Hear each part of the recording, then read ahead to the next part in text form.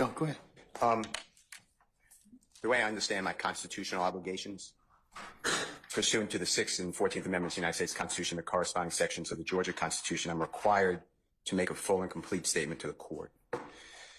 For the record, and if God forbid this goes up on appeal for the appellate courts or another tribunal, commission, or administrative body, I was told, based upon information and belief, that when we arrived at 8:30, 9 o'clock today, we did not come into your courtroom until almost 11:30. And what I found out just recently, this is not waived, is that supposedly in chambers, this honorable court reporter at times, honorable court at times, district attorney or district attorneys from the DA's office, as well as investigators, sheriff deputies, Mr. Copeland and his counsel met together. None of the defense team, to my knowledge, was aware that this was going on. Mr. Steele, can I interrupt you just a second? I'm kind of disturbed because that's ex parte. All that was an ex parte conversation. How did you find out about any of that? Well, I'm disturbed too. And the reason I'm asking you a question. How did you find out about it? I'm going to answer you the question. Okay. Scuttle, if you look at SCUDDER versus state, which is 298 Georgia, 438, it's Division 2, 782 Southeast 2D 638, 2016. Our highest court says when a court meets, because Mr. Copeland comes in, meets with the court supposedly made statements, which I assume is somehow accurate based upon what you just said. We're entitled, Mr. Williams and every other person wrongly charged here is entitled under the Georgia Constitution to be present. That's a critical stage. It's just like when you meet with me, and you and Mr. Adams meet with me, and others have met with me. It's those are ex parte for a lot of different other reasons, but I will certainly note that for purposes of the record. Well, I'm going forward.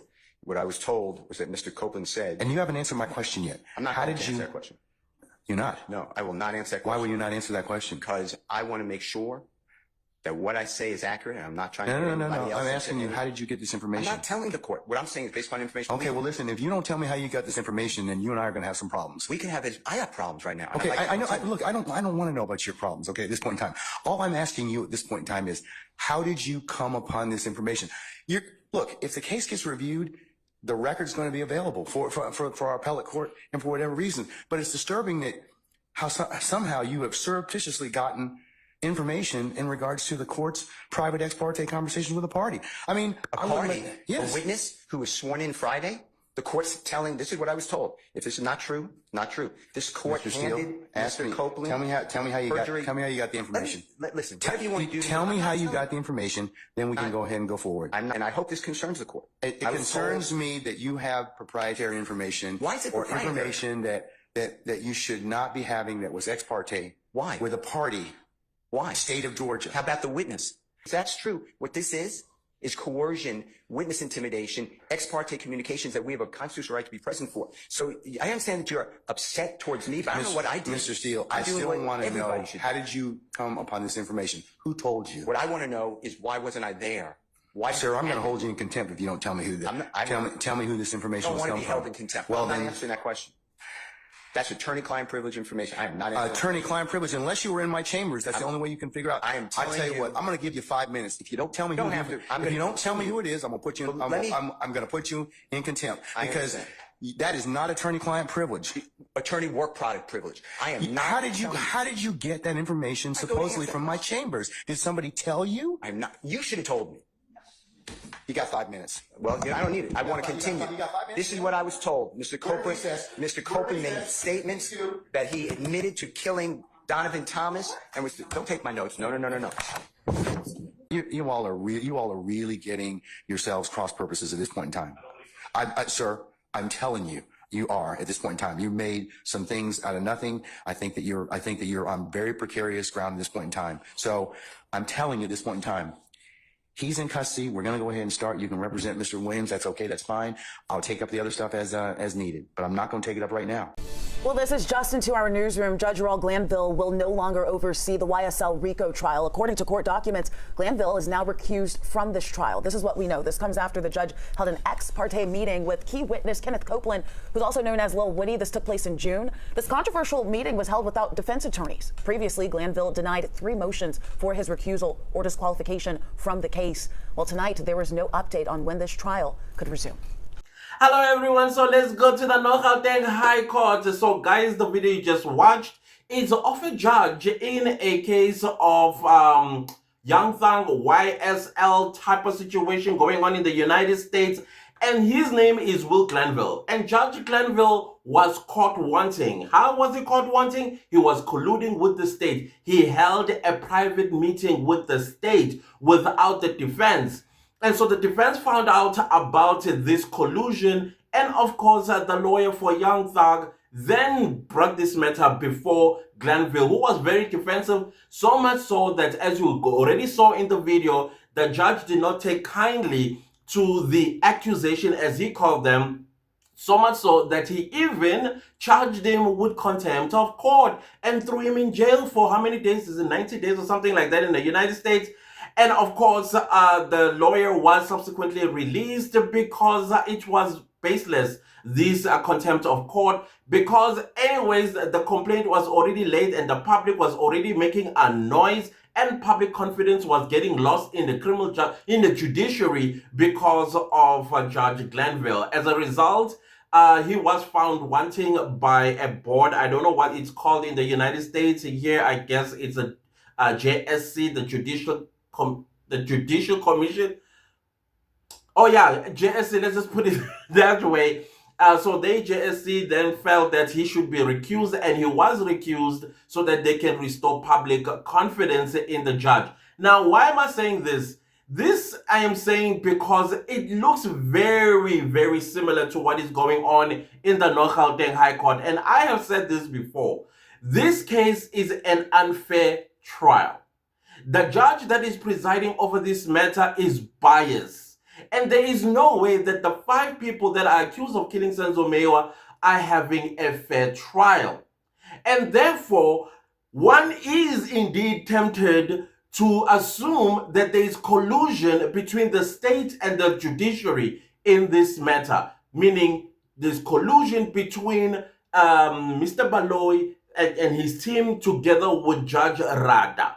That is the assumption, because we can see what's going on. If you saw what happened today in court, once again, you are left with that thought. Like, is there collusion going on between the state as well as the judge?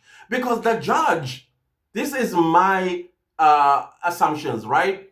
So I'm just going to focus on this one aspect. I'm not going to focus on everything else that transpired in court, the cross-examination and all. I just want to focus on why I believe that this trial is unfair, and I've been believing this since last year when Uzungu, out of the blue on Monday when he returned, we know that he didn't go to KwaZulu-Natal, but he was seen to have gone to KwaZulu-Natal, and what you call this, his papers got destroyed or got thrown away because somebody let's put it, because there's no past tense of the season. They spring cleaned his room and took out all the dirt, including his statements. And then the judge came on Monday. Instead of listening to the submissions of what transpired over the weekend, he already had a judgment. This is when I said, no, the judge is supposed to hear things for the first time. Just like a witness for the state, when they take the stand, they're supposed to be there like people that have no idea what's going on. And we already heard with the previous witness, what's her name, Grobler, Felyun Grobler. She said that she read Mangena's affidavit. I mean, you're not supposed to read somebody's affidavit because you're not supposed to know what they said so that you don't regurgitate it on the stand. You're not supposed to watch television of the trial so that you do not get the information that you are going to form and lie on the stand. But no, Judge Rata is okay with that. That is signs of biasness, acting as if he did not hear. And then the other cry that Mr. Mnisi made, that Judge Rata decided to bury himself in his papers, was about JP, the judge president. That you always say that the judge president is unhappy with the way the trial is just going on, and yet I hope you are noticing that it is not the defense that is causing the delays, but it is the state. What am I talking about? Out of the blue, this Sibanda guy brings new evidence, one pager that was done on the 11th of September 2024, if I picked up the date correctly. And now the defense is like, hang on a minute. This is not how things are supposed to be done. And this is going to delay the process. And if it delays the process, that is when the judge is going to say, well, the JP, as I was speaking to him, he's asking questions about why this trial, and which is true. That's what Rata always says. Now, he doesn't even engage Mnisi on that, but he decides to look the other way as if he did not hear Mnisi. Again, signs of biasness. Now, let's talk about this new evidence. This is my suspicion. The reason why it was brought in, I don't think that's the intention at all to have brought it in, but it's a strategy of saying, okay, we know that if we bring in this new evidence, and we're going to pretend all we want, but the point is so that the defense makes an application to the judge and say, listen, we just got this information today. We haven't read it, understood it, and then consulted with our clients, and therefore we are asking for an adjournment. Now, if you know, I don't know if you remember, the court goes on recess on the 22nd of September, which is Monday. So meaning that from Monday, I don't know till when, the court is not going to be sitting because it's going to be on recess. So imagine now that they come in with this information because tomorrow, which is Friday, the 20th, the defense will have to ask for time to go and study this new evidence, and then after studying it, go and consult with their clients. And thereafter, Judge Rata is going to grant that postponement, of course. And when he grants that postponement, guess what it's going to be? It's not going to be next week, Monday, because recess begins. And this gives what? It gives the state more time to cook and how to modify and clean and add more spices that are missing. They will probably even fly to India to get some of these spices to make sure that when the court resumes, whenever it will, now they are ready with a new, probably with a current witness. Because it is clear, Mangena, he threw the state, not even threw the state under the bus. The case had died a long time ago. You cannot revive what is dead. It's gone, buried. But Mangena tried to dig it out. And the more he digs, he passes the 6 feet. And the more he digs, he gets to 36 feet. Next thing is going to be in the fiery lake of burning sulfur. The Earth's core or crust, or whatever it is. So that is exactly what's going on. He messed it up for himself. And then came Phil-Yoon, who even did more damage. And now they're like, oh, we cannot have the same damages being caused by now Umtini. Because if you listened as well to the line of questioning from Sibanda, those are questions that he assumes the defense were going to ask. And so he wants them to iron this out right now. What does Judge Rata do? He's quiet. He is quiet and he defends the state in the submission of the new evidence. So much so that he quotes a Supreme Court of Appeal authority to justify why he is accepting this new evidence provisionally. As if the so-called original is not going to surface. Of course it's going to surface because it's cooked. It's already cooked.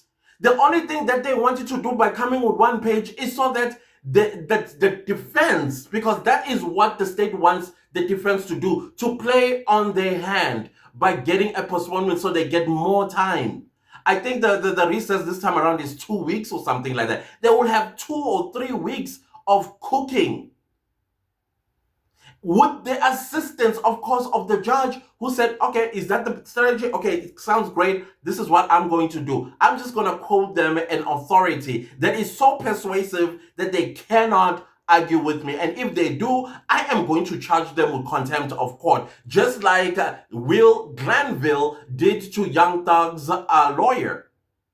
Because the Young Thug's lawyer found out that the judge is colluding with the state, and now he's asking the judge to recuse himself, and then he gets angry at the defense lawyers and then charges the defense lawyer with contempt of court. Why? Because he's caught. Now, in this situation, it's not that Judge Rata is caught. It's just like watching things and you're like, yeah, there's collusion here. One is tempted indeed to think that there's collusion between the state and the judiciary in this case. That's exactly how I feel.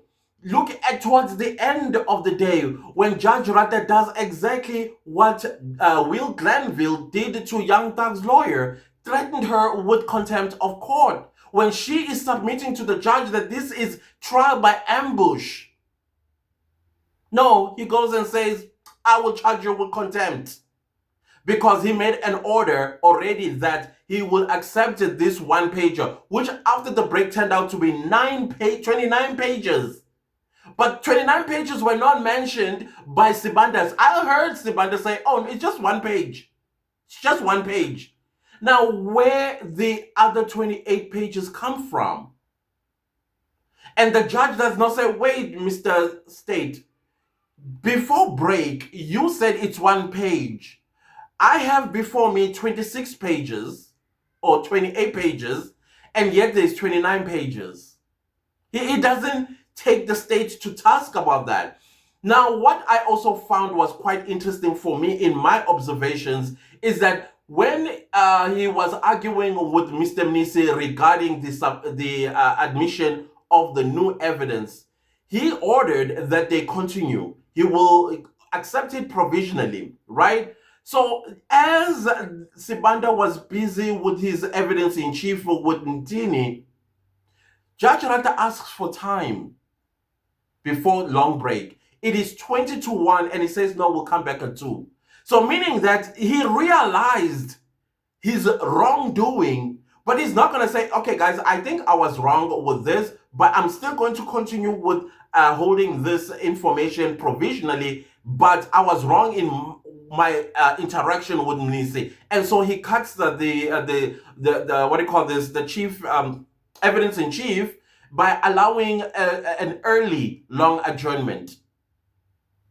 So once again, you get to see that this judge is using the law to manipulate the law.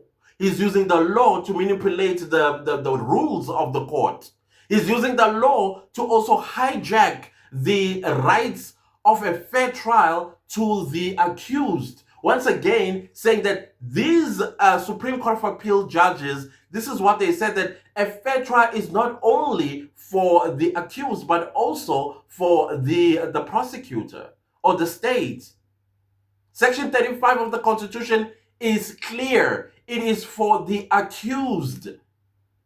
So I think he's misquoting or he's misusing or he's just using it to manipulate because 1928 HAPWOD no longer works. It's been made a mockery out of in the public arena. Come on. Judge Rata came from 1928 to Tavern to 50 years experience, and now it's going to be this one. So he just keeps evolving. He keeps evolving with his biasness. Now, I do not understand as well why the defense does not grow some bravado and tell the judge straight. And Nisi almost did it. He came close and he came back to telling the judge that he is biased and he should recuse himself. Because only thing that he does, Mr. Minister, which is, I agree with him, putting it on record that this is what the court is getting into. This is what the court is saying. So that if this matter ever goes to appeal, the appellant division will say, wait, this judge indeed, he's getting into the arena. Because he's saying things that a judge should not be saying on behalf of the court, because the judge is the court. But now, how about now telling him straight on his face, even if he is going to threaten you with a lawsuit, do it. Go down in history as that lawyer that broke the mold, that South African judges are untouchable. Because this is what Judge Rata is working on. They are untouchable from what I understand. say it and say it with assertion and say that you are biased. This case is no longer fair. This is what is going on in the Senzo murder trial. It is frustrating. I do not want to lie. It's today, if I had an afro, I'll be holding the pieces of my hair like this in my hand. But I just couldn't reach because there's still a little. I'm like, this man, infuriating.